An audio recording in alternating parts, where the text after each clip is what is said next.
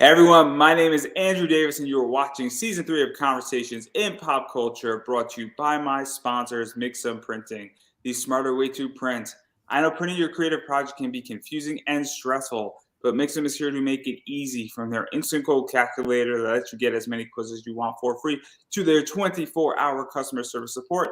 Mixum is here to make sure your printing experience runs smoothly from start to finish. And right now, you can choose from a range of premium printing options and materials. And the company has also printed so many successful Kickstarter campaigns, a bunch of them you've even heard about on this very show. And they currently offer services in the United States, Canada, Australia, and the UK. And Mixum can print and reach your audience anywhere in the world. So if you're ready to print smarter, not harder, head over to Mixum.com. And they're running a promotion where listeners of my show can drop my name, Andrew Davis, in a message tab of a current order to get a 5% discount on their first order. So that is mixam.com. Again, type my name, Andrew Davis, in the message tab to get a 5% discount on your first order. I am also sponsored by BCW Supplies. At checkout, use Pop Anime Comics to get 10% off your order. Bags, boards, long boxes, they are expensive. I want my comics to stay neat, stay safe, stay protected. And if you're running a Kickstarter, you have to send me your book. I want it to be protected. So please use that code to protect your books and to protect my books in the mail. It means a lot to me. I also have a t-shirt that is up on Redbubble. It is this bad boy right here. I am absolutely shelling all my products today, and that is on Redbubble in the description. And without further ado, I have with me comic creator and artist Tom Rasch. So welcome back to the show. Hey, Andrew, it's good to see you again. And I was going to say that was quite a mouthful, but guess what? You sounded like a pro.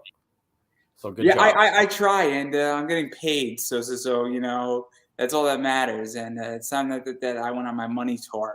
So, but Mixum's really great, and I love Mixum.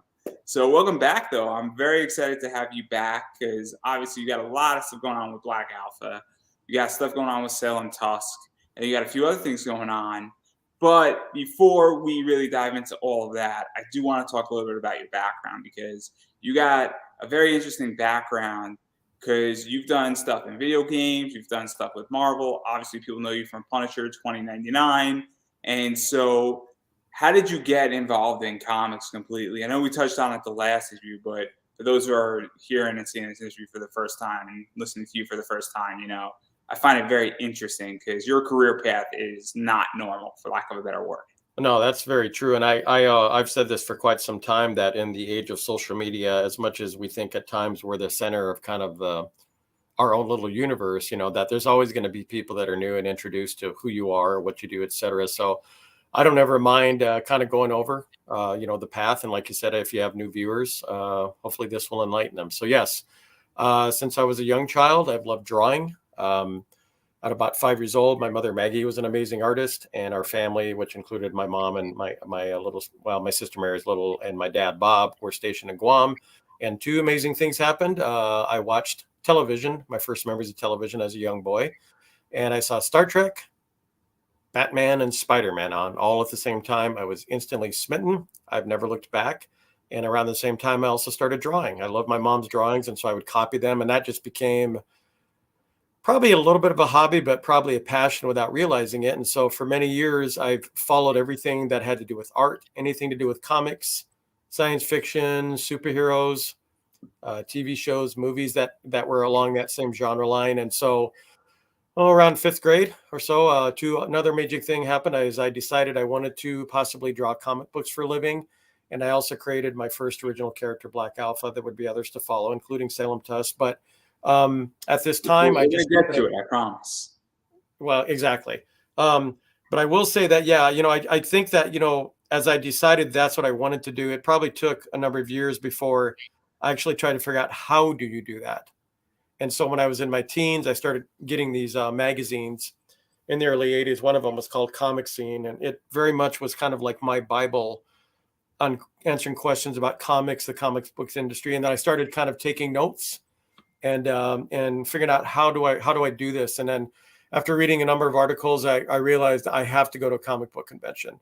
And so in my very early 20s, I went to San Diego Comic-Con of '89, and I got shot down immediately by both Marvel and DC. They were the first two that shot me down immediately. And I walked away from that experience somewhat deflated up until the last day of the con. And then I talked to an inker, Carl Kessel, who had inked John Byrne on Superman, one of my favorite artists my whole life. And he gave me encouragement about my rendering and line work. And he was kind of the voice I needed, because up to that point, you sort of, I think it's necessary, because when you grow up kind of in a bubble, like, within your friends and family, and everyone thinks you're great, and then you try and kind of enter the big leagues, you find out you're not so great. And I think you kind of need to hear that. So long story short, after he gave me some advice and gave me some encouragement, I took off probably a few years before returning with a couple of good buddies to my next Comic-Con. And I decided to repeat the same path. And I went to DC Comics first. And the first things out of their mouth was, "Who are you working for, Tom?" And that's how the entire rest of that Comic-Con weekend, that's also around the time Image blew up. And so I got a lot more positive feedback, and actually talked to a few artists to take a look at my work. And they took me around to meet their editors. A number of circumstances happened, and a few months later, Marvel gave me the call. And I thought it was a practical joke when I got it, but I was so excited and super nervous. And I was actually the last artist too on Punisher 2099. So I learned an experience there that just because you get your foot in the door, that doesn't mean, hey, I made it. Yeah, let's talk about that, because obviously, though, I do want to talk about Punisher 2099, because that's what people know you for. That's what a lot of people still know you for, which is kind of crazy, because that is old. No offense to you, but that is not a new book. And so what was that like, working on that and getting to work on this character? Because you really sort of were the last custodial of that character for the longest time. I equate it to if you're an actor and you want to try and get a gig on a TV show or movie, and you get a call, especially from, Marvel's the biggest comic book publisher there is out there, and really has been in my eyes, for many, many years. And I think it's that excitement. And then there was also, like I said, a lot of nervousness. And I think what I enjoyed about being offered that particular title was that I kind of like the notion of most of my favorite artists growing up, they put their stamp on a character, like Todd McFarlane. I think Todd McFarlane, Spawn, before Spawn, it was Spider-Man.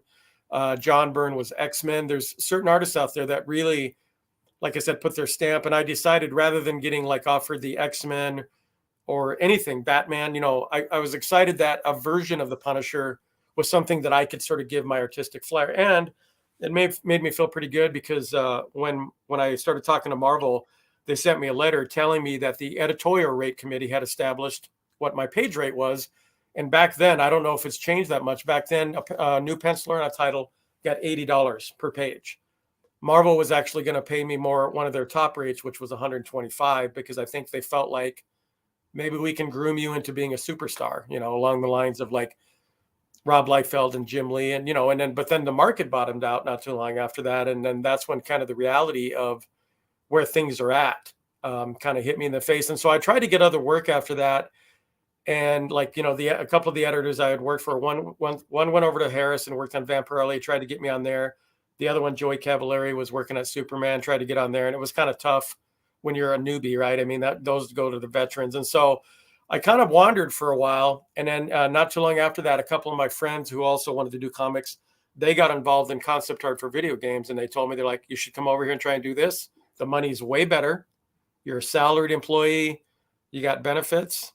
And so even that took a little bit, but I finally got and everything that I wanted to do, unfortunately, involves getting your foot in the door. It's not just let's talk about all this, because this is super fascinating, because I think that there's a term I like to use, and it's called temp work.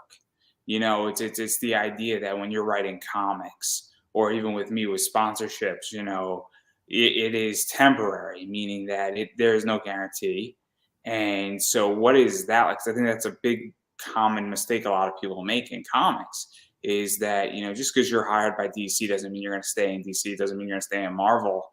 And you are really saying, as long as DC likes you and a book is doing well, you're going to be on that book. And then if they still like you as a writer, you're talented enough, or an artist, you might move to another book, but there's still no guarantee. And we see people moving around all the time in comics. And so what was that like? Because obviously you experienced that in it, and then just finding new work, especially at the start of your career, because you sort of just fell into the right position, but then the market went to hell in a lot of ways. And so that's a very interesting position, because nobody talks about this in comics at all. No, and I think, well, I mean, as somebody that I think you have to be educated personally, you have to live it to really understand that the emotions you go through, I think, are one of those, as the old saying goes, you kind of really literally have to roll with the punches, because when you do, and I'm sure any creative field, honestly, like you said, is this way. I mean, we hear stories of actors who got a big break, and for whatever reason, circumstances were not on their side, and they weren't able to maintain momentum I with mean, their look at acting my career. podcast. It's taken me 9 years in two podcasts, two sort of different fields that are similar, to even get to the point where I am breaking even. If for this is the first 12-month cycle, and I'm about 7 months in, that I'm gonna not lose money. It took me 10 years. I mean, and that's crazy in a lot of ways. And again, so it's something that I think people don't understand, and people don't talk about this ever in comics. But continue.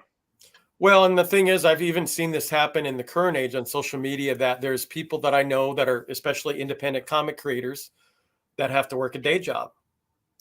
And I think they feel like if they could do art full time, that means they've made it. And to me, that's not really true. Not so more. I mean, not so much, especially now, because the entertainment market is at its most volatile right now. I mean, because of COVID, because of a number of things, there's no guarantees, and there's less now. I think, competition factors higher. There's a number of variables where, to me, there's no shame in trying to do creative endeavors on the side. And I think, because I mean, I've done both. I work a regular job, I've worked a regular job. I've been a paid professional artist for years. And that doesn't change the fact that I still, if I wanted to do my comics, they have to be done on the side. And I think that you definitely, I think you have to have the right demeanor for accepting the roller coaster of someone who's going to work in the entertainment field, period. It's also because you touched on something, and my friend Larry, who does Niobe Comics, he works a day job, and he has a very successful book. He almost did 25,000 on his last Kickstarter, and it's a great book. If everybody wants to go check out Niobe, I just got mine, and I can't plug his book enough. But he works a day job, and obviously, you mentioned something where you move to video games, and one of the things is that benefits and things like that too. And that's another thing that I think people don't recognize in comics, as well, as that if you're writing a page rate and you're not a staff writer, you're not getting benefits. And even in some companies, even if you are a staff writer, you're not getting benefits either. And that's something that can be worth real money. And depending on your circumstance and where you're at with your family, you're single, your age, benefits can go a long way in a lot of ways. It's something that I'm well aware of. I want to be an employee. I purposely, and with my creative endeavors, I will go create an LLC and do it on the side. And that's just bonus money for me. But I don't want to be full time, because health insurance is expensive in the United States. And I think people don't understand that when they're like, I want to be a creative full time. Well, this stuff's expensive. I mean, healthcare is not cheap in America, is all I'm going to say. So, Well, and I will say this. I mean, also, I've had different chapters in my professional career where I've been a freelancer. I didn't enjoy that all that much, because same thing. I'm not the kind of person that likes the constant hustle. Like, you got to hustle hard. Otherwise, you could have a 3-month dry stretch where you're wondering how you're going to pay your bills. That's not really good for me. So I try and always have a regular gig. That does take the pressure off. I think when I've seen people online lament about how they're hoping their comics are going to be able to sustain a livelihood, which is, in this day and age, I'm not saying it's impossible, but it's pretty difficult to do. And so for me personally, I always try and find a regular gig to make sure that, especially I'm a father now, so I definitely need to have a regular gig to provide for my daughter. She's only 3. And I mean, and also, like, I haven't worked full time in video games now for at least several years. I've had offers, but that would also require me moving around a lot. Again, that's the other thing too, like working in video games. When things were at a normal kind of rhythm, you could work at a studio for 2 years, you ship the game, then your team gets cut loose, and then you got to find the next gig, which required a lot of moving around. And I sort of kind of got tired of that. I even in the last few to several years, I had an offer to work at a company called Good Games. They're based out of Germany. I would have had to move to Germany.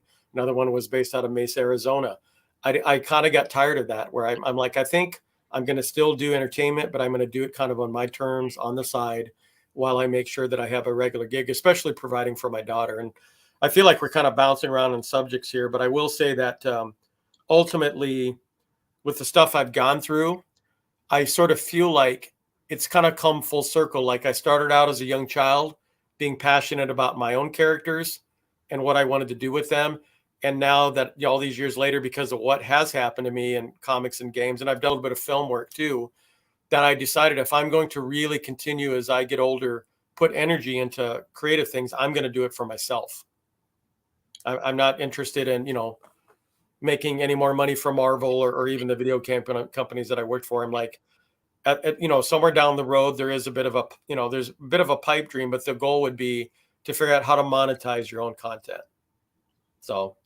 Yeah. And we're going to talk about Salem Tusk and Black Alpha in a second, but you did mention something that I do want to talk about, because obviously I'm very interested in media. I love companies like AT&T, and Blackstone just said they're throwing $2 billion plus into a new movie studio run by Disney executives.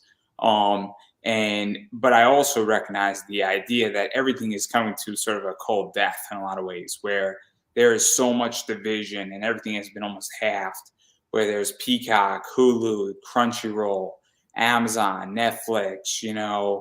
You could go to, Amazon and order Blu-rays. You could go to, Funimation has something, anything you want. Every company has a network now. WWE has a network. And so there's a lot more competition. And also there's been a lot of views have been cut because there's an infinite amount of content out there. And so that's something that I'm very curious about how you feel, because obviously you've done a little bit of everything and you're significantly older than me, and you've seen a lot more, because I was born in the 93. And so where do you foresee all of media going and everything going in that realm? Because to me, it seems that there's more choice, but that also cuts viewership tremendously. I mean, I was very young when the last episode of Seinfeld aired, but that had 70+ million people watching. That can never happen again unless it's the Super Bowl. That's the only time it ever happens right now is, if you get 20 million people watching a finale, like I think that's what Big Bang did around that number. That's impressive. So I'm curious how you feel, because you did sort of touch a little bit upon that with all the competition that's out there. Well, I sort of, if I can equate an analogy, I would say that, what I've seen, like if I'm standing on a bridge and I turn around and what I've seen behind me, and then what I see ahead of me, it's a bit of a kind of a tightrope to sort of figure out where I land, because of my influences, my experiences, and then trying to stay on the pulse of what's ahead. I do feel like, the world of business, when it comes to accumulating any kind of money, can be very shrewd and ruthless. And so obviously that doesn't change, especially, we've had a lot more of the conglomerates sort of becoming these huge monolithic giants. And I do feel like at times, it's an interesting dichotomy, because I feel like as fans, we get a lot more options, right? I mean, we get more things we never thought we would see, especially comic fans. There's all these shows that are like on HBO Max, the DC characters, Disney's got, Marvel and Star Wars under their belt. And then everyone else is trying to find their version of that. But if they're careful, there's an old saying about the snake eating its own tail, that it could kind of self-cannibalize, because everyone is trying to do their best to get their market share. And there's a lot of more white noise to go through. And so I feel like if they're not careful, some of that could definitely snuff out, because there's too much to offer, and people, and then they're going to be splintering their audience in all these different directions. And therefore, whatever they feel like their strategy is to accumulate their place on the top of the perch is going to get pretty flimsy, I think. So I do feel like there's got to be a bit of more care when it comes to the life. Like a lot of people now rush into things too. It's interesting, like how things were given a chance to breathe as far as IP goes. And nowadays you got to get those numbers right out the gate in almost any form. And I mean, a perfect example is Cowboy Bebop, where exactly. had no time to breathe. It had no time to breathe. It had no time to get a public reaction or somebody to take a second bite. And they could have waited like a month. They legitimately could have waited a month before they made a decision. They made a decision within like 3 days. That happened to Swamp Thing also. Like I think 1 or 2 episodes aired and it was already canceled. It was being reported being canceled in the media. And so it's very interesting, because obviously when we talk about monetization and just choice, choice is good, but I feel choice is also bad in a lot of ways. And it is a very complicated entity. And I know this, in which that I started doing live stuff in 2020, and my numbers in 2020 were a lot better than they are in 2022. And the reason why is there's a lot more people's content out there, and there's a lot more competition. And it is complicated, and podcasting as an entity is become a lot trickier, as well as distribution and a variety of other things that factor into that. But there are a lot more shows now, and that takes up more bandwidth. There's a lot more people doing live streams, and I know so many people who do live streams, every Tuesday, every Wednesday, and unfortunately, we are all competing with each other just because there's only so much time that somebody has in their day. So Well, and I was going to say, I know for me personally, I sort of had to give myself a pep talk at least a couple of years ago, because I was kind of in this weird nether realm of frustration, because I've been, dealing with the Hollywood end of things from IP now for several, 8, 9 years. And I'd always get these feedback that whatever I was trying to do, they're like, oh, well, we've already got one of those, or, you know what I mean? That's something you hear a lot. And so, of course, I was kind of going through this like dichotomy of really enjoying the pop culture juggernauts I've grown up with, but also being frustrated because I felt like, because of those that investment that the big companies had, the corporations in those major IPs, those brand names, they will do a lot of what they can to snuff out new stuff. Now, I know there's a few things that filter through, like, Stranger Things. There's the occasional rare story where a brand new IP is allowed to kind of sneak through and becomes, a juggernaut. Like, to me, Stranger Things is in a weird place because it's not based on any previous known IP, but what it has on its side is the major nostalgia factor of anyone who grew up in 80s and, loving any 80s pop culture. That's, to me, is kind of where I feel like it's got a bit of its hook with an audience. And then, of course, The Walking Dead became a new pop culture phenom, and Game of Thrones. And both of those are based on a book or a comic, indie comic. But to the mainstream public, they weren't aware of those. So it proves that new IP can make it through. However, I do feel like over 90% of the time, the companies will do their best to make sure, and this is where people who are in the indie market sort of have an uphill battle, and myself included, that you sort of have to recognize, same thing, you're having to get your characters, your universes out amongst all the white noise, because, the exciting thing about the internet is you can find an audience. You know what I mean? You can publish a web comic. You can do anything to get audience, but it's like, but now you're also competing with thousands of other people, when there used to be more of a smaller conduit based upon the gatekeepers to get your content out to even any audience exposure. So it's a catch-22, but at the same token, I'm not going to give up trying. I guess I always tell people, I feel, if anything, because I have been able to at least pierce that veil a little bit of having Hollywood interested in some of my IPs, that it does show that people somewhat in the inner circle at least see the potential and the merit.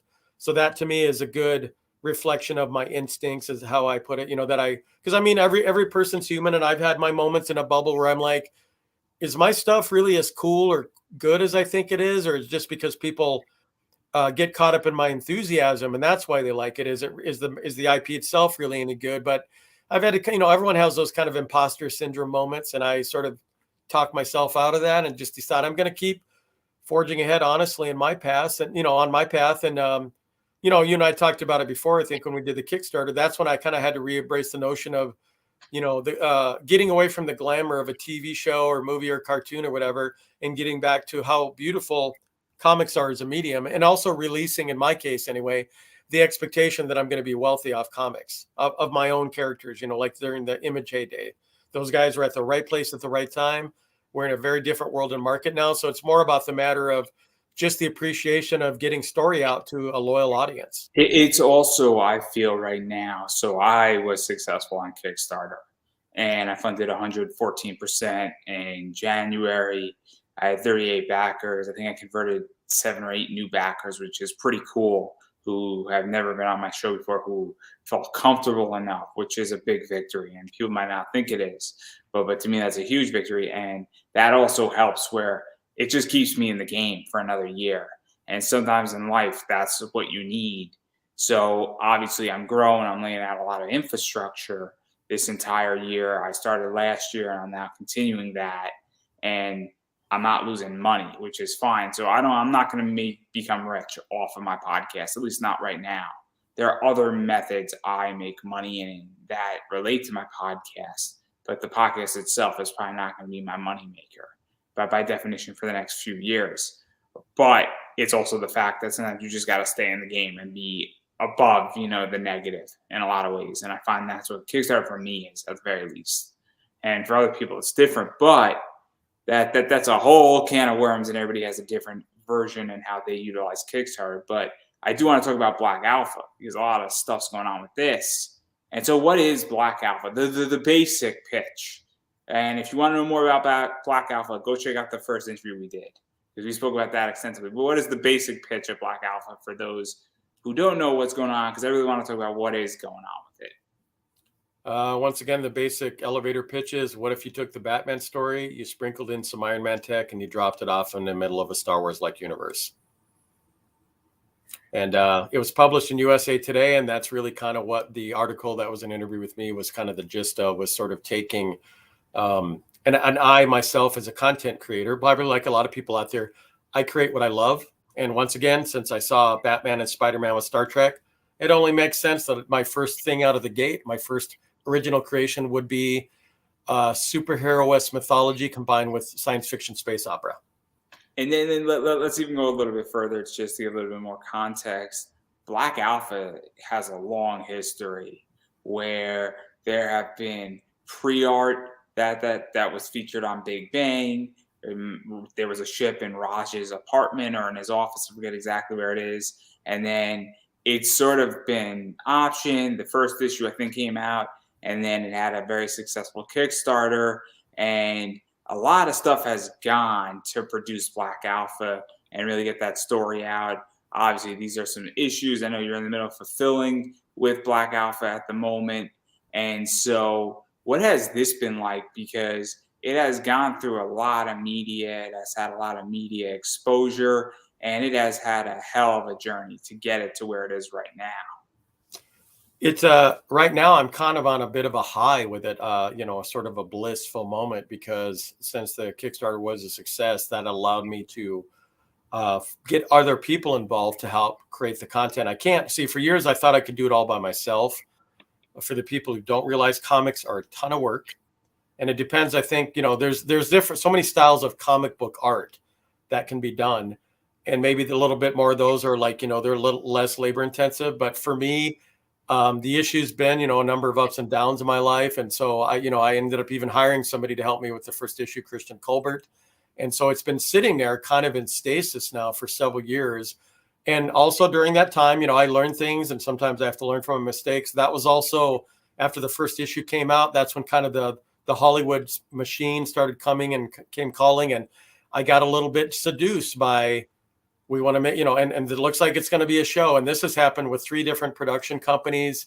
And I kept thinking, well, when the show finally takes off, and, because a lot of times I got offered an executive producer agreement with whoever I signed with. And they even laid out how much I would be making as an executive producer on a cartoon or whatever. So I was always going, well, when this happens, I will go ahead and have the money to basically hire my team to continue the comics. And of course, that didn't happen. That was 3 different times. And for anyone out there not in the know, that when you're dealing with your thing possibly becoming a TV show or movie, same thing. There's so many steps. It doesn't mean it's automatically that you're there. It's going to get there.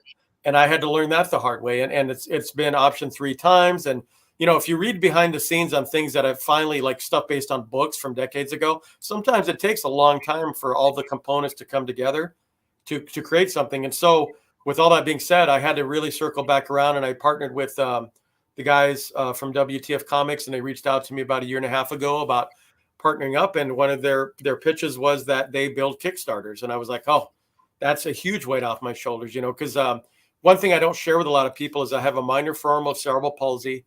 So typing is a serious issue for me. I can only type with my index finger. So, I mean, even trying to construct the Kickstarter, trying to stay on top of, keeping in touch with the backers, that always seemed like a very overwhelming task.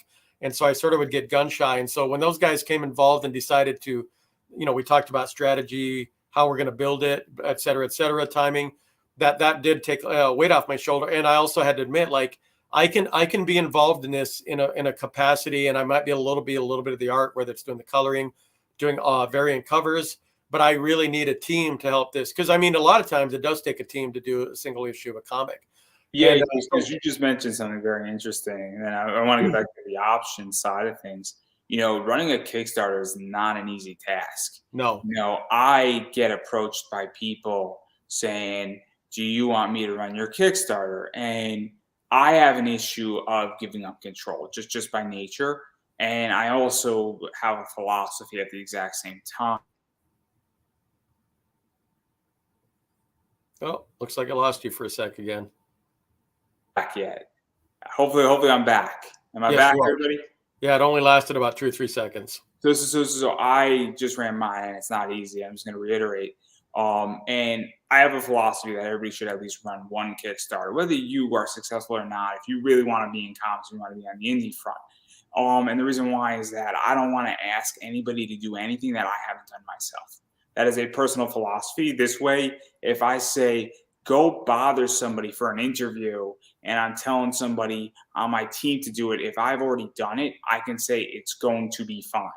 If I've never done it, I don't think I have credibility to go tell somebody to do something within reason, unless I'm hiring them as an expert per se. There's obviously exceptions, but it's the idea that, it is a real skill, and there is real science, there is real strategy. And the first one I ran, I've learned a boatload, where I'm probably going to be running a second one a lot sooner than people think. And I'm going to be implementing so many tactics, because I realized very quickly there's about 30 errors I made on my Kickstarter that probably cost me maybe $500 to $600. And so it is something that I think people are terrified to do, and it is not easy to run one. So that's all I'm going to say on running a Kickstarter, because it is a beast. And I'm Well, sure you've seen and the the others. crowdfunding model, I think, has been successful for a lot of people to get things off the ground. But like you said, like, it's very rare that you'll get this huge success out of the gate, like anything in life, right? But I will say that, I mean, I had to do my share of shilling. Jack Egan built the Kickstarter, and then him and I always in tandem were constantly promoting it on the Black Alpha page, on my social media, etc. And it funded within about a day, so I was grateful for that. We did kind of a lower goal, but I've even seen people have low goals that don't make it. So I'm grateful for the support, and certain people that have been following me on this journey for the last several years minimum. And I will also reiterate to any of those guys out there that if they see this podcast tonight, I'm grateful for all you guys, because they could have checked out. What Black Alpha was in danger of becoming was vaporware. And for what people are not familiar with that term, that's tend to be used more so in the video game industry.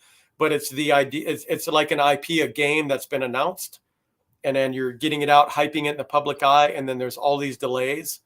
And then eventually it never becomes a thing. It never becomes tangible product. And your audience feels kind of betrayed, because they're all excited for something that never fully materializes. And I will say too, that having to learn lessons along the way, that I was too busy selling concepts instead of product. I was selling Black Alpha as a concept, or my other IPs as concept. And then I realized, I'm like, well, this audience that's been very loyal, they want to start chewing into the comic story. They want to actually read something that they hopefully can get invested in. And so, this Kickstarter has actually helped to get it's a reissue of the issue 1 that I self-published years ago. And it's got a few minor changes in dialogue, and it's got some bonus content at the end. And so for a lot of people, they're finally getting to digest the story, which is exciting for me. And I've got a lot of positive feedback. Like I said, production on issue 2 is rolling along. And so at the very least, and we'll probably have to follow the model some people do, where we're going to have to fund a particular issue, do the Kickstarter for that, do another issue. I mean, I'm hoping our next campaign, maybe we can fund issues 3 and 4, which would wrap up the miniseries. But, I don't want to bite off more than I can chew, and we'll see where it goes. But at least, and also from a strategy standpoint, even if you can wrap off the series, some people say, look, it is, if the money is still coming in and people want this and they want those variants, there is business decisions that get made. I know people who have raised a good amount of money that they don't need to come back to Kickstarter, but they do, because it's just an easy order for them. for them, and it works. And it's also the idea that they don't want to bleed dry their customers, but they don't want to give them issues 3 and 4 and charge them $25 because they know their customer can only afford 15 every single issue. And so that's a whole big strategy game that goes on. Like, I know the price point that my customers can afford to essentially buy advertising on my show. Well, and like I said, that's one thing Jack and I will always continue to discuss, because he's the guy that actually builds the Kickstarter. I give input, but that's kind of more of his area of expertise. But we're sort of feeling out our model. We're kind of taking inspiration from other ones that I've seen do that, where they do an issue per campaign funding. But at any rate, and for me, getting the 4-issue miniseries done is going to be a huge milestone, something off my shoulders, because I've never tried to construct my IP as these ongoing series unless there was such a demand for it and you had the resources to do it. I've always kind of done mine as like either a graphic novel one shot, or at the very least, like in Black Alpha's case, it's a 4-issue miniseries, and it's kind of constructed that the 4-issue miniseries would be like a season of a TV show, a film, or a book. And it wraps up somewhat. It'll probably leave a few plot threads if people are interested. But I'm just like, if we could just get that first miniseries done, that's going to be a huge boon for me, for an accomplishment, and because people have been waiting around for it, and it's exciting too, because I mean, this is going on while I partnered up with these 2 independent model kit builders, and they're currently creating a model of the Airma 7, which is the hero ship from Black Alpha. It's my Enterprise or Millennium Falcon. And so getting the comic moving along, and then also the model kit, for me is hugely beneficial, because it's about product. Once again, it's no longer selling content. And I can't reiterate that enough, that at some point, you really have to get product out to your audience, because they don't want to just like see a couple of pictures. They want to know more. They want to read it. They want to view things. I agree. It's one of the things where I have purposely made metal cards for my Kickstarter, and I have a bunch of them left over, because there's going to be a point where somebody says, I want that. And so now I have a product that is specifically designed, that's attached to my company. Whether that product is a good product or not, the market will decide. But it's important to have an actual physical product that, I can bring somewhere. Like, hey, I got this. Or, when I order it and they come in, I could like show it off on screen. And I think it's going to be a game changer, because I also think people are going to be like, okay, you actually have a physical product now. And you have something that actually is to show, and you're not just digital anymore. It's the same thing with merchandise. It's very important in a lot of ways. I think that people, see merchandise and see products. It does change the game in a lot of ways. And obviously now you're also getting other products out there, where you're getting a model kit. Obviously you're getting the comic out there. And that also matters, because now people say, oh, this is something I want to read. And also then when you pitch it, you can give an idea to a company saying, this is what Black Alpha is. And then when you have issue 2, 3, and 4 out, they have a pretty good idea of what the story is, plus whatever pitch you wrote and whatever you're doing in a storyboard or however you pitch it. So it does make a difference, I think. And also it's credible and adds credibility, because I noticed, I don't know how you feel about it. Maybe it's a little bit different because you did do Punisher 2099. But I feel like I have more credibility now since I funded a Kickstarter. And I noticed that people are speaking to me slightly differently on Facebook and even in interviews that I frequent on. And there is a little bit of a different sign of respect, I feel, and a little bit of different credibility, saying, well, you actually funded, and you didn't just fund, you did 14% over your goal. So I don't know how you feel about that, and what. No, it's incredibly important, because, when people approach me on social media, I always put in these little buzzwords that are at least enough to make people sit up and take notice. Marvel Comics did some stuff for the PlayStation Network. Most people know what the PlayStation Network is or was. Black Alpha was in USA Today, Big Bang Theory. All that's a marketing thing to let people know, so that they come over and want to check it out more. But I think now more than ever, because of a successful, and your crowdfunder, your whether or not you're Indiegogo or Kickstarter, it's another marketing tool, honestly. And some people consider it a pre-sales model of your comic. It's another way to get the buzz and the word out about what you're doing. And so I feel like when it's current, because, you know, when people come to me and they're asking about Marvel, and I'm like, well, I haven't worked for Marvel in quite some time, but I put that on my profile because at least that'll make you sit up and take notice for a second. And I always let them know immediately, but this is my real passion and focus, is getting my own comic book universe off the ground in the multi-platform age, and one thing at a time. And because of being independent, you know, a lot of people may not know this who haven't done their own independent comics or whatever, what have you, that, you know, you have to kind of really work with other indie-minded individuals. Like, I don't have some big model kit company coming to me licensed for the Black Alpha ship. I mean, the guys that are doing the model kit are like me. It's all kind of ground floor, garage band style ways of building business, and kind of hopefully moving it up from there. And so, you know, the opportunities that I've had have all been about that, is recognizing that, you know, the Cinderella story might exist for 1% of the person out there. There's not going to be somebody who sweeps in with all these financial resources that just said, where have you been all my life? I'm going to take your thing. I'm going to make it a huge hit. Rarely happens. And I had to learn that myself the hard way, you know, that I'm like, yeah, that Cinderella story you've been craving doesn't really exist. And so you always have to have a plan B and C. Like, once again, what am I going to do? And I mean, there's days, you know, I still get frustrated. I've also learned to accept that certain years go better than others. And there's days that anyone's going to say, you know what, I'm having a really bad day. I don't feel like doing this anymore. I don't think I want to do it again. You know, peace of mind. I'm human. I'll admit that easily. And I've tried to do my best to keep that off social media, but even I've had my moments to kind of vent, you know, to the nether realm or the ethernet, to say, you know, this hasn't gone well for me. But I'm hoping in the end that it will inspire people to sort of get over those moments, ride them, continue to move on. I'm doing it. I know we can all do it, you know, and I'm always learning. One thing I will say, yes, I'm older, but I do credit for myself for never stagnating. I think that we as the human species are meant to constantly self-educate and learn things and never peak, always learn stuff, be open to learning. And so I'm continuing to learn even at my age, and some of it's good lessons to learn, and always interested in finding out new things and new approaches. And It's very important, in which yeah, that I've learned a lot, and I feel like I'm just starting to get good. And I don't want to say this, and as a podcaster, you know, I feel like I'm starting to sort of enter the pre-peak. And obviously, a podcasting peak is different than comics and all that stuff. But I'm now starting to get into that next level right before I feel like I'm about to reach my peak, whether that's in the next year, or 2 years, or 4 years. I'm getting in, and obviously, I've teed up tremendously. I mean, you know, COVID to me was the great reset, and the great, you know, everybody's now at the starting line. And I mean, I was watching the Daytona 500, and essentially, you know, you have, you know, I guess the pace car, and you can't pass the pace car.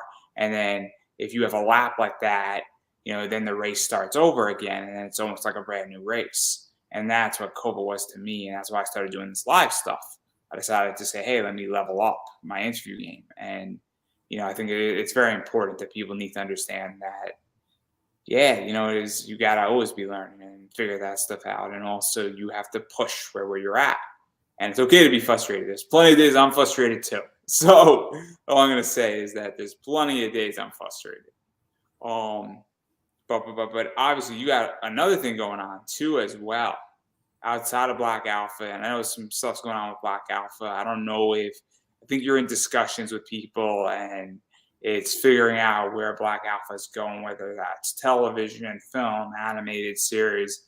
I mean, I don't know how much you can talk about where that process is going, but it's somewhere. well, Hopefully, I will say this. I Peter won't give you soon, any right? particulars. Hopefully a streaming service soon, right? Well, yeah, I've been in talks with a streaming service. I don't want to get too particular because you don't want to jinx things. And sometimes these things can take a very long time. But I will just say, yeah, I've been in discussions with a streaming service, and it's not just about one particular IP. You know, I'm always selling several. And I've made some great networking contacts over the years, a lot of screenwriters. And I've had some very, very gracious friends of mine that I've met online that will think of me when they sort of get their foot in the door in film and television. And they'll always come back to me and say, hey, I was thinking of you. You know, do you mind if I share a little bit of what you're doing? I have these meetings in Hollywood. And so some of these, a lot, actually, I should say almost every single one of them have come about because of people I've met on things like Facebook, where they think of opportunities. And I appreciate that. And I think that it kind of sort of says that, don't be a jerk, first of all. I consider myself a fairly nice person. I mean, nobody's perfect, but I try and always be as down to earth and as pleasant as I can. And I'm always grateful of anyone who's thinking of what I'm doing and approaching me. Even the times that it's been optioned, somebody either set that up or somebody who was in charge of optioning came to me and said, "Hey, your thing looks cool. Let's talk." So with that being said, yeah, I'm in talks with a certain streaming service, but I've always had these talks behind the scenes now for a number of years, and I quit sort of blasting the what ifs and the maybes. I mean, that's one thing I have been trying to work on, because we live in an age where people get so amped up and so excited. And I've seen people, my other fellow comic creators, do this, that, hey, I got a thing with so-and-so. And people are like, I'm going to be first in line to see it in the theaters. And then nothing comes out of it, because that's the 98 percentile way that things go there. In fact, you see it all the time, even at Deadline Hollywood. There's announcements that I've seen from years ago that actually had some pretty big movie stars involved. And, it's a very complicated process to get IP off the ground in that space. So with that being said, what's that? Also, what's going on is the entire comic world on the indie front is relatively going through a big shift, where you have places like Scout and Behemoth and Second Sight Publishing that basically say to Kickstarters, we like your project, you funded on Kickstarter, you got a cool project. How about we get second distribution rights after your Kickstarter and we take it over and you get a percentage?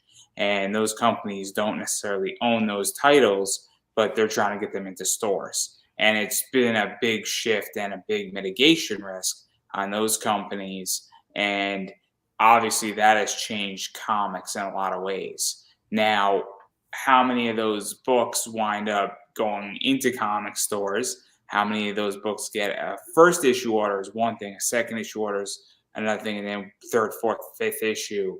At that point, if those books aren't moving in the comic store, they take up shelf space and they take up another book that could move.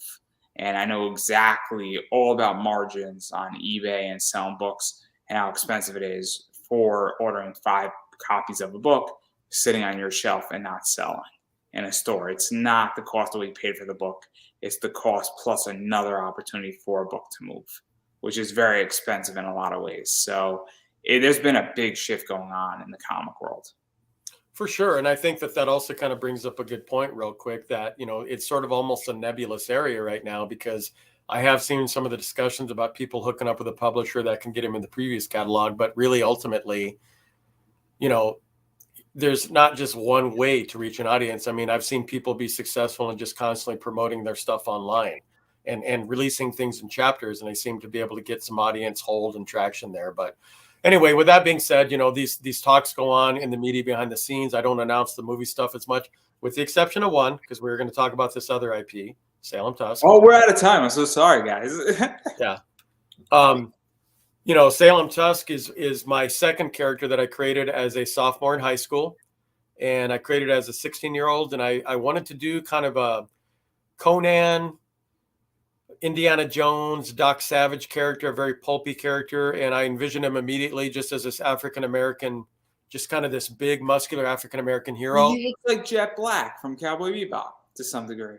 Yeah, exactly. And I partnered with Bishop Stevens, who's a former WWE, WCW wrestler, and he's been on The Walking Dead and Chicago PD, and he's been building his career as a Hollywood actor now for several years. And we became business partners on this. And so we were doing selling pitches of a concept trailer about 3 years ago, and things kind of lined up this year now that we actually have a budget and the film is moving forward.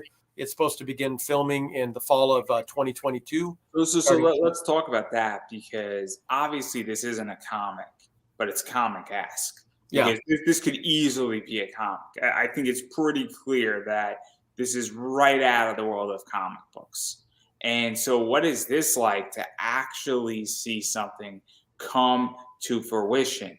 Because that is a very, very small club in which that I have screenwriter friends, and they wrote a screenplay, and they write screenplays, and some of them win awards. But just because you write a screenplay doesn't mean it's going to be made into a movie. And just because you wrote something doesn't mean that it's going to get into the big screens. And you might have to write 100 screenplays to get one movie in, and then the movie could still sort of suck, and it could still go nowhere. So what is this like? Because you are now in a very, very exclusive club. Well, I will say this, that the power of networking can have so much reach on a number of levels. And because of Bishop and I connecting, and it was a group that I belonged to called The Advisor by James and Neil Brodus, and I had shared the premise and drawing of Salem Tusk.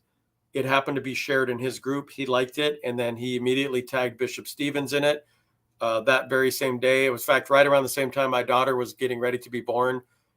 Him and I discussed it, and I took a couple of days off to be new dad, and we got back on it, and we had an immediate, we clicked, and we had a chemistry. And I think what he was excited by was the fact that, because, Bishop being a big guy, a lot of times when he's been on TV shows, not all of his roles, but like some of the network, he kind of gets cast as the heavy, like a bodyguard to somebody, or somebody that's supposed to look like an enforcer for, say some mafioso type, like in a crime show like Chicago PD.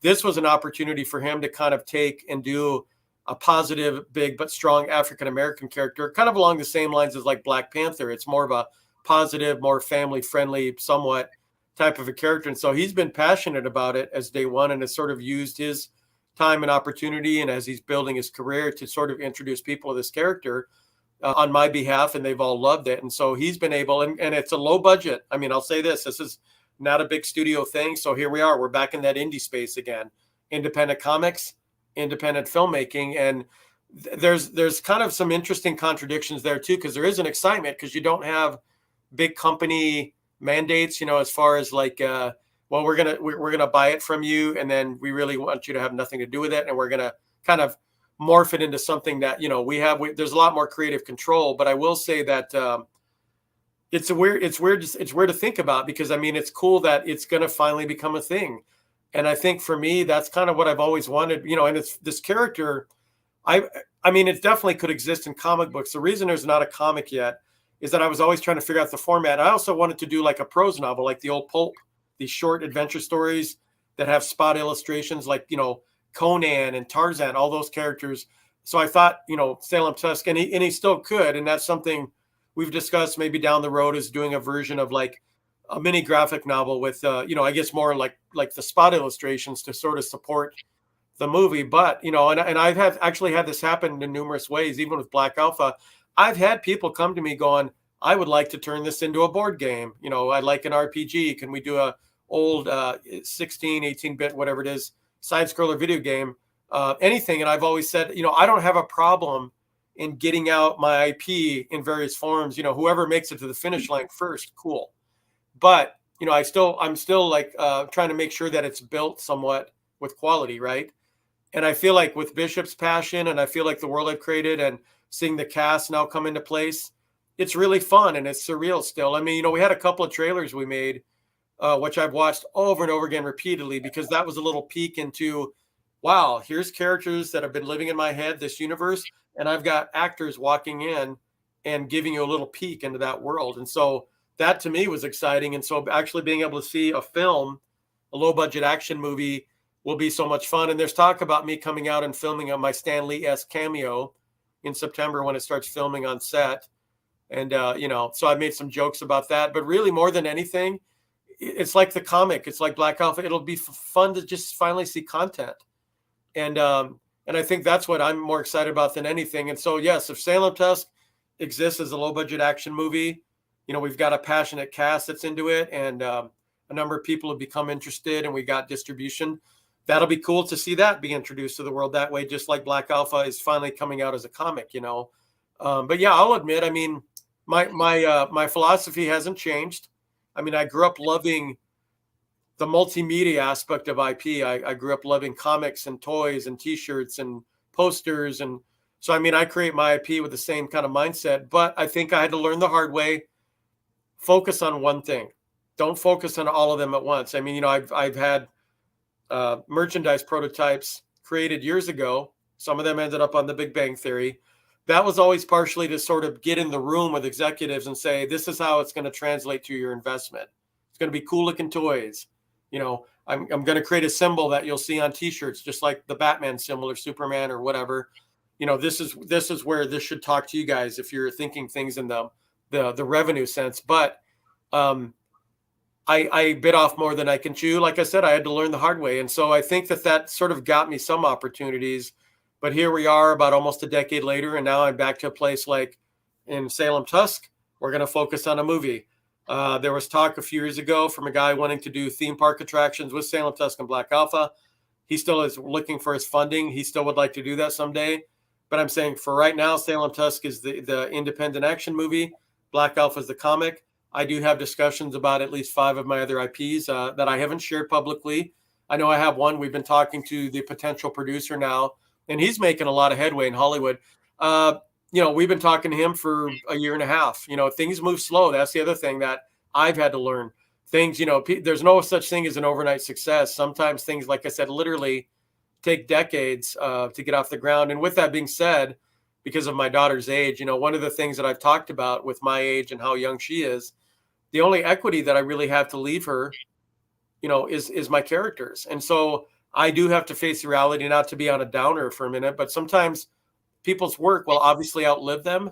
And sometimes things will take off after they've left this earth. You know what I mean? And I mentally have to be prepared for that. So that's why I'm going to leave my daughters, my characters in part, in my will, partially with what I plan to leave behind. So that way, if she's able to benefit someday from them, maybe that she'll be in a place and they will be in a place where she can do that, kind of be in charge of an estate. But I don't want it to go that way. Yeah, of course. You want to enjoy your characters and see them on the big screen first.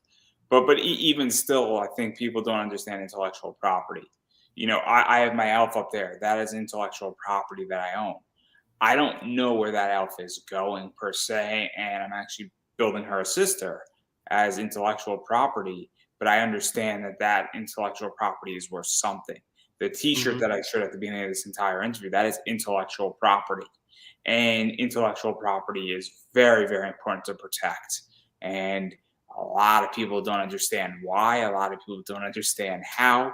And all I'm going to say is that get a lawyer and protect your intellectual property, because you will thank yourself later when there is an issue. Oh, for sure. Yeah.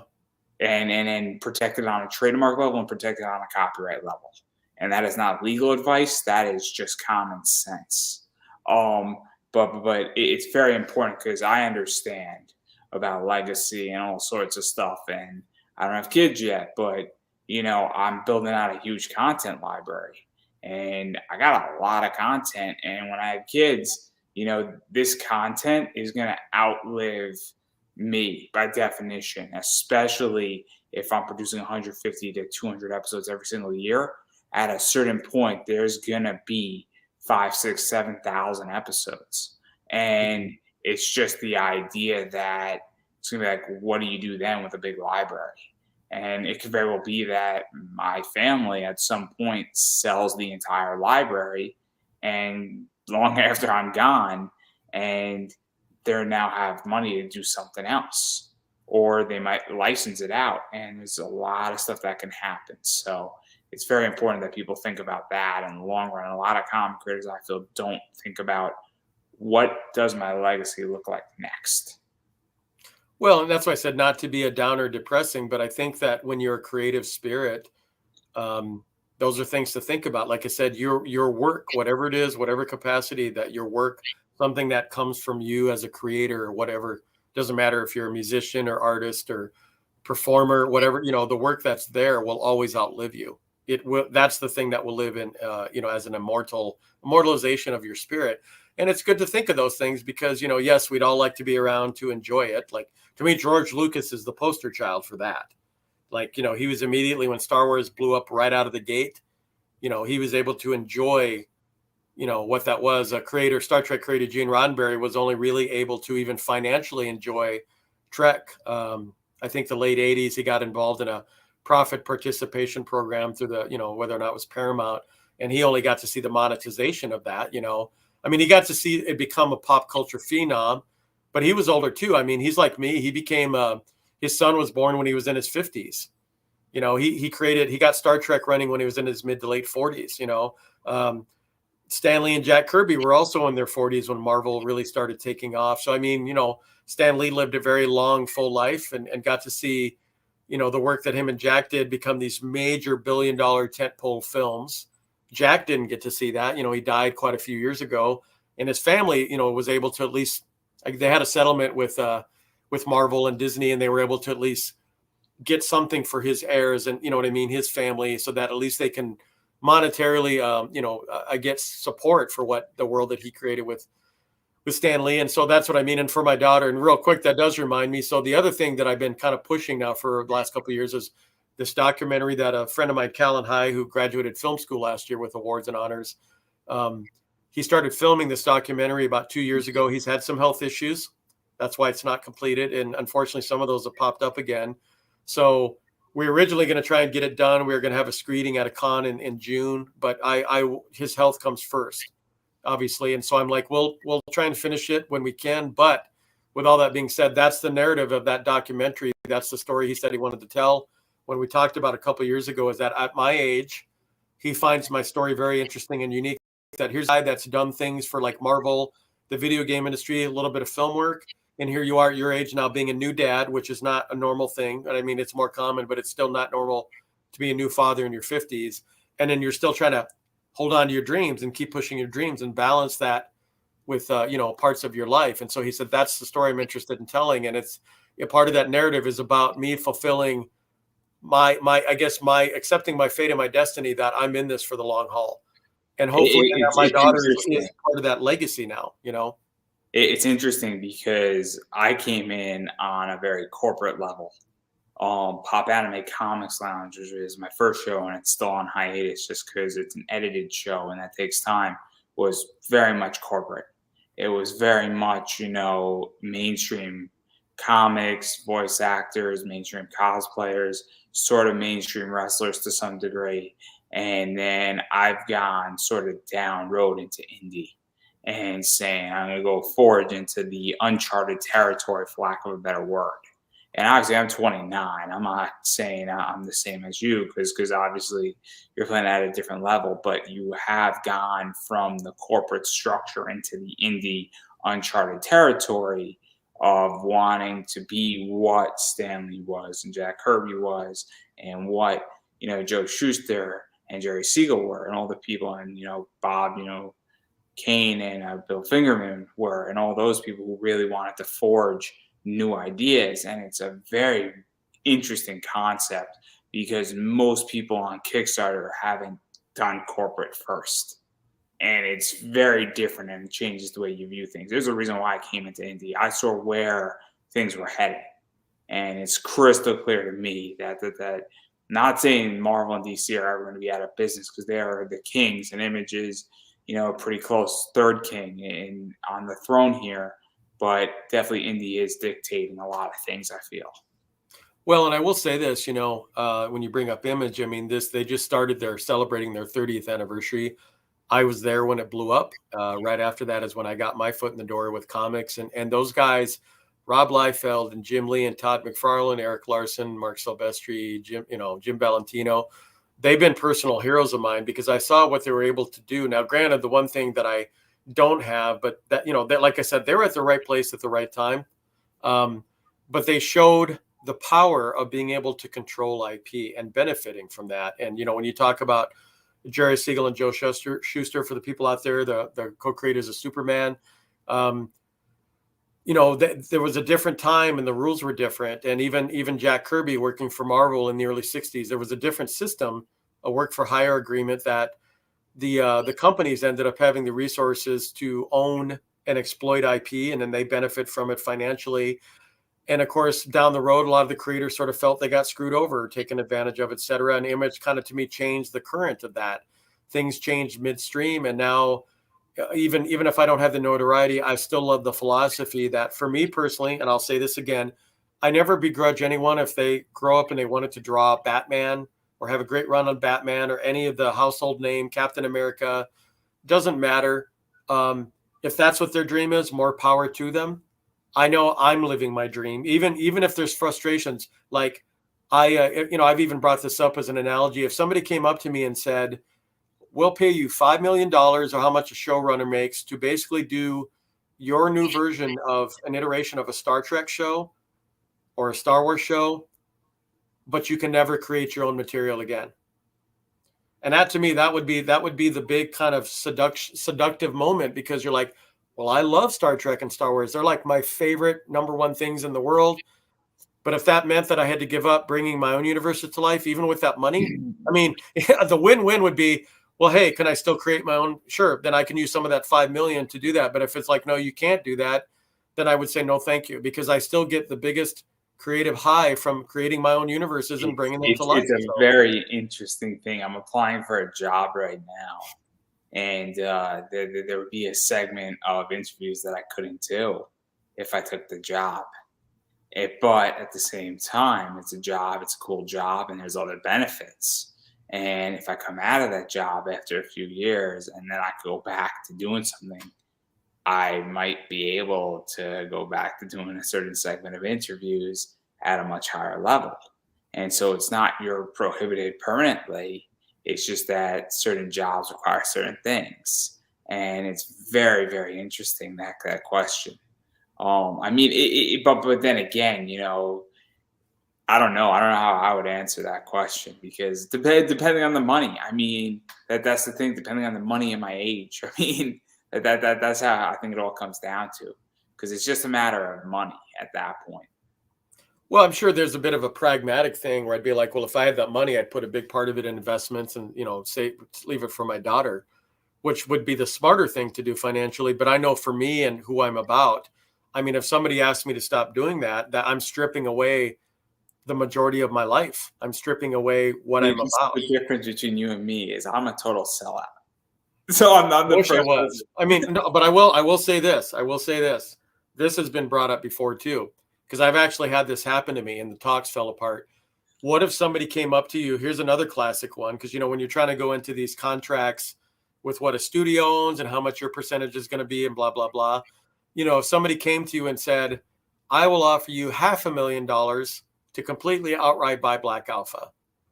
And of course, we're not, you don't want to get in the minutia of the taxes and everything, but, from the initial, anyone can use $500,000, I mean, it's not going to last you forever, but I mean, even that would be something that you're kind of going, that would be tough to turn away. I've had this discussion on this show with people, and it's a very mixed bag, because if somebody created something and said, look, this idea cost me 10 grand to produce and somebody's offering me $1 million, maybe I take it. And then now I have $1 million, and then I'll go create the next thing, and then it's out of my hair. I mean, this entire show is built on the idea that legitimately pieces of this thing could be spun off.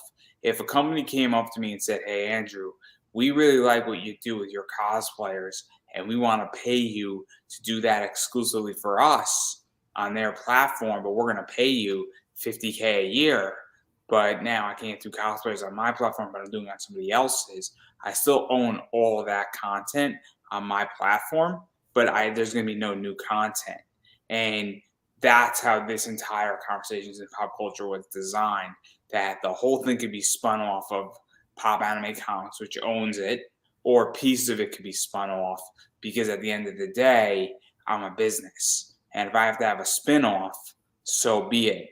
And it is somewhat helpful for me because it's just a way to structure something. There's a whole reason why I designed what I did, and I don't get credit for it because people haven't figured out what I've done. And there's a reason why, because if somebody's going to give me $1 million for a piece of this, I mean, who am I to say no to that? Depending on what they want. If they want the wrestling side of what I do, they want the cosplay side of what I do, they want the voice acting side of what I do, that's a no-brainer for me, because I could spin it off and I have 3 other things, and also I can go into 15 other segments and sectors, but I have money. And so it's a tricky question, because it is a mixed bag, I feel. The tricky question for me at one time was a reality, and it was a weird place to be, because through a friend of mine, and this never did come to fruition, but there was a friend of a friend who was trying to start, I won't give it, like, as out of professionalism, I won't give away all the details, but this person was attempting to start a Latin themed cable network, and they wanted to do a block of programming for children. And so they wanted a Latin themed style IPs. So this friend came to a friend who wanted to work up something. I thought their idea was too convoluted, and initially we were collaborating, and I ended up creating this on the phone in about 5 minutes for that particular would-be cable network. And so it had this weird reverse engineering going on where I'm like, okay, I created this for this, but then I ended up becoming too attached to it. And down the road, months later, the person came to me and said, they finally got a chance to check it out. Love this. We want to, since you created this for the cable network, we would like to make you an offer to outright buy it. And so I said, well, things have changed a little bit because I actually based it on as a tribute to my late grandfather, who was 100% Mexican. And I named the character after him, and I named some of the characters after family members. And so I'm attached to it. So I said, maybe we can work out a deal where, I get a percentage of profits and I'm brought in as a consultant, I guess. And they were cool with that. But here's where the clincher came. Okay, we can, and this is before getting to let's get the entertainment attorneys involved. This is kind of our initial dialogue. They were going to offer me $20,000 to buy it outright. And I said, nope. I said, no. I said, because 20,000 really isn't going to go that far. And second of all, what if this does end up becoming a success and you end up reaping millions from it, And then not to mention that this person also didn't have the funding to even, they were going to try and come up with something to get the 20. It's not like they had 20,000 sitting in their bank. So, but that was an example of like, I was like, well, first of all, the money's too low to outright buy. That's an instant no. And then the talks just kind of fell apart after that, because they wanted to continue. And then that was my one and only, like, we will outright buy an IP from you. And it was weird because, like I said, I created it kind of specifically with the theme of what they were attempting to create, right? It wasn't like I had it sitting around for years, but I still own that IP, and that was a little roughly almost 10 years ago exactly. And that's another one of my IP catalog that I'm hoping, and I've had interest in that one too, that I can get off the ground partially as a tribute to my grandpa. It's in fact, out of all my IPs, I will say this, it's the most superhero-y of all of them, because the one thing I will notice, I don't do straight, tights and capes, with the exception of this one. This is the only one that is, not like pure, I equate it to like Ben 10 meets Spider-Man meets Shazam. It's that, but everything else is always got a bit less of a straight center superhero type story. So anyway, but yeah, so that did happen. I mean, if the money would have been more, then yeah, that might have been a bit more of a difficult decision. It's also depending on where you're at, and I buy and sell a lot of comics. So there are personal books, and then there's books that it's time to let it go, and somebody makes me a really good offer on the book, and I can't say no to it because it's just good business. But I also have a rule of thumb where if I sell a book that I know that I will never see again, that money goes straight into the stock market, into a dividend producing asset. So there are parameters that are placed on me. And if I was to create IPs and sell pieces off of this or my other show, that money after taxes would probably go straight into an investment and into something that would produce me more cash flow by nature, because that's the only way I could justify it. But that's a whole different podcast and a whole different thing, and I do charge for that advice. So minus that. So if anyone would like advice on that topic, shoot me a message on Twitter, Facebook, or at my email, andrewedavis@hotmail.com, and we can talk about that. Again, I am totally shelling out for myself, but nothing wrong with it. This is your show. Hey. If I'm not going to sell for myself, how can I expect anybody else to, right? Right. So I am looking at the time here. I know on my end here, I'll probably have to wrap it up because it is getting close to daughter's bedtime, and I'm actually sitting here on her bed. So like I said, it's the quietest room in the house. You've invaded, clearly. And here I thought you were just a Little Mermaid fan. Well, that, and then you can't see, where the camera's positioned, but I'm sitting on a JoJo Siwa bed. So this is really the things my daughter is really very much into. And it's kind of become sort of my standing set for the last month. We got to get the office, has to be completely refurbished. And so, like I said, it's the quietest room in the house. I don't mind having a Little Mermaid behind me. In fact, Trish has joked about maybe getting a Black Alpha poster up on the other side there or something. So she can kind of represent Dad a little bit. Obviously, I don't want to keep you much longer, but I do want to give you a chance to promote yourself. So where could people find you on Facebook, Twitter, social media? Where can people buy Black Alpha? Where could people check out the trailers for Salem Tusk, as well as anything else that you've worked on? Because you have a long history, and then you also have other things that you do and a variety of other stuff. Also, cons, where you're going to be, and all that fun stuff as things sort of open up. And because Okay. people want stuff signed, there's Pop Funkos of Punisher 2099. Well, real quick, I always tell people my number one conduit of sharing stuff and promoting is on Facebook. You can find me under Tom, Tom Rasch, like the way it's kind of spelt there in front of my image. And there's a Tom Rasch Instagram, a Black Alpha Instagram. There's a Black Alpha Twitter. Salem Tusk, you can check out the trailers for it on YouTube. But mainly, if people kind of want to keep up with the pulse of what I'm promoting, 9 times out of 10, they come to my Facebook page because that's where I promoted almost for a decade. And I think the reason I've always gone that route, as opposed to creating like an artist page that I mean, there's a Black Alpha page. I don't have a Tom Rasch artist page, but I like the back and forth, the kind of personal intimacy of what Facebook brings you. You get instant feedback, and people will message you, or you get shows kind of what's working when you post things, the likes and the different things. So those are the main areas. And then as far as conventions go, actually last June, after a 5-year hiatus, I did the Black Hills Con. I'm here in the Black Hills currently. I'm going to be doing that one again in June. And I actually just signed with the Magpie Agency about, a couple weeks ago. And they are a booking agency that books like actors and comic creators and famous people all over the world internationally. So I'm hoping to make some appearances in the next couple of years as things kind of ramp up for Black Alpha and Salem Tusk, to sort of get some appearances. And I will say this, I love doing comic conventions. I've been going to comic conventions now for a little over 30 years. And I've really been busy promoting my stuff for the last decade. I am with my tribe, my people, so I enjoy them.